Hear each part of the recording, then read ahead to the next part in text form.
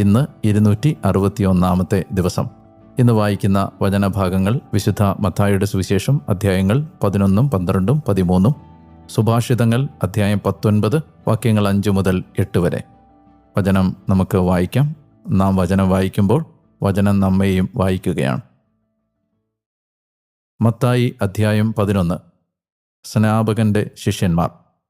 അങ്ങനെ യേശു തൻ്റെ 12 ശിഷ്യന്മാർക്ക് പ്രബോധനങ്ങൾ നൽകുന്നത് അവസാനിപ്പിച്ച് അവരുടെ പട്ടണങ്ങളിൽ പഠിപ്പിക്കാനും പ്രസംഗിക്കാനുമായി അവിടെ നിന്ന് പുറപ്പെട്ടു.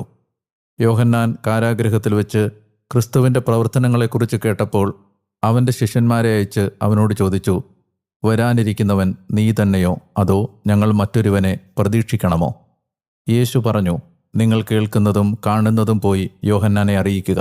അന്ധർ കാണുകയും മുടന്തർ നടക്കുകയും ചെയ്യുന്നു, കുഷ്ഠരോഗികൾ ശുദ്ധരാക്കപ്പെടുകയും ബധിരർ കേൾക്കുകയും